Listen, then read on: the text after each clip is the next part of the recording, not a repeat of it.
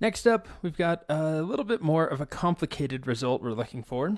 It involves each reviewer, so their first name and their last name, and then the number of reviews that they've left, and then the minimum score, the maximum score, the average score, and then status here should be a conditional that will be either active or inactive, depending on whether a user has left a review or not. So Marlon Crawford, whoever that is, has 0 ratings that they've 0 reviews, so they're considered inactive, but everyone else is active. So there's a lot going on here, but at the end of the day, it's just some aggregate functions we covered a while ago, some grouping, and a join. What are we joining? Well, information about reviews and reviewers. So go ahead and try it. I will start right now. Here's my attempt. So we know that we want first name and last name, but I'm just going to start by doing a join between reviewers and reviews. So select star from reviewers, join reviews, and then we'll do on reviewer dot id is equal to reviews dot reviewer id. All right, so we'll start with an inner join. And there we go, we have the overlap between users and reviews. Okay, but remember, we also want to include Marlon Crawford and any other users that don't have reviews. And at the moment, he's not in here because we did an inner join. If I did a left join, we'll get every row from reviewers plus any matching information from reviews. So I'm going to do a left join instead. Okay, and now we have Marlon Crawford. Now we want to do a group by, and we're going to group by first and last name combined, although you could in this example dataset just do last name, but we're going to do a group by first name, comma, last name. And then instead of selecting star, let's select first name, last name, and then let's do count. But I'm going to do count of rating instead of count star. We'll talk about that in a moment. And what do we see? Thomas Stoneman, 5 reviews. Domingo Cortez, 10 reviews. Colt Steele, 10 reviews. Marlon Crawford, 0 reviews. That's the count, which is correct. Now, if I instead had done count of star, that would not quite be right. It would be very close, but this is counting the rows. And as we know, Marlon Crawford does not have any reviews, but he does have 1 row. So the count here would be 1, but I want the count of the actual ratings, not the count of how many times he appears in our join table, because here's the join table. He has no ratings, no anything related to ratings, but his name is there, and there's a row. He occurs once, so when I do count star, it's included. But if I do count of rating, it's not included. Okay, so that gives us the count. What do we have next? We need to get the minimum and maximum.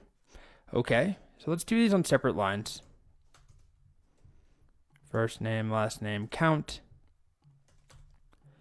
We'll do the min rating, followed by the max rating. Run this query. Okay. So it looks good. We see Thomas Stoneman's minimum is 7, his max is 9.5. That is what I had on the slide. However, for Marlon Crawford, it's not quite correct because we see null. And in the example I showed you, null could be fine, but in the example I showed, I want 0 for count, min, max, and average. So we can use if null, if you remember that. So if null, replace it with 0. If null, replace max of rating with 0. Try it again. And there we are. We see 0 and 0 for min and max. Let's quickly give these new names. So we'll call this as count. This one is as min, as max. Cool. That's looking better. The next thing we have to do is get the average. So that one's simple enough as well. Same deal. Average rating. We'll call it as average. But once again, we'll run into trouble. when it comes to Marlon Crawford? We get null because the average of nothing is nothing, but I'm going to replace that with 0 just to match the slide. If null, 0. Okay, we're almost there. The final piece here, I guess we should round this too. Did I round it in the slide? Nope, I didn't, but once again, we'll round it. So we can round it first, round the result of if null, or we could round average and then do if null. Either one's fine, but I'll just do the round on the outside. Round if null to 2 places. Okay. And there we are, 0.00 and 8.02, just 2 digits. Now we have the final piece, our status. So status needs to be active or inactive. If count is greater than 0, we'll make it active. So we'll do this. There's 2 options. One is to use case, which is what we've seen before.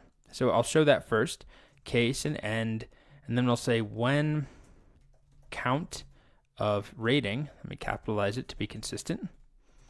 When the count of rating is greater than 0, we'll say then, active. And then we can say else, inactive. Okay, so that should work for us. We'll call this as status.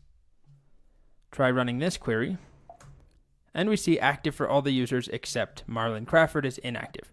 That's correct. And we're technically done. That's everything we needed. But as I said, there's another option. Case is great when we have 2, 3, 4, 5, multiple cases, multiple when-then pairs. But if it's just an if-else, which is what we have right now, do this thing, and if that's not true, then otherwise this thing, there's a shorter option. I'll write it on a second line, or a second query. Instead of having to do this case thing, we can simply say if, and then if count of rating is greater than 0, then after a comma, we'll provide, that means active. Otherwise, it means inactive. So we have our condition, and then the true portion and the false portion, and we'll call this as status. And if I run this one, same exact result. The difference, of course, is that this allows 2 choices, and that's it. If this is true, we get active. If it's false, we get inactive. But with this, with the case statement, I could have multiple cases. So we could change it up a tiny bit if we wanted to work and figure out power users. We'll say if the count of your ratings is greater than or equal to 10, then we'll call you, 10, we'll call you a power user. And then we'll have another when. This time we'll say when count of rating is greater than or equal to 0, then you are, I didn't spell power user right, active. And then else, you're inactive because that means you're less than 0.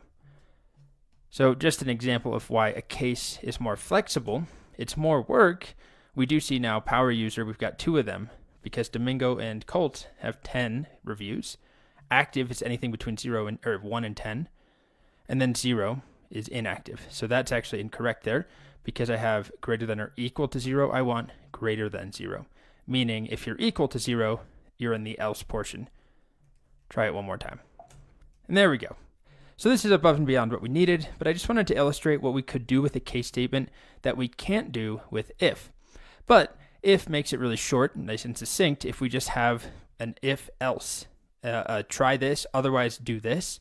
If that's how you can express your logic, then if is very simple. Otherwise, case allows us to have multiple cases. Okay, we've got one more coming up.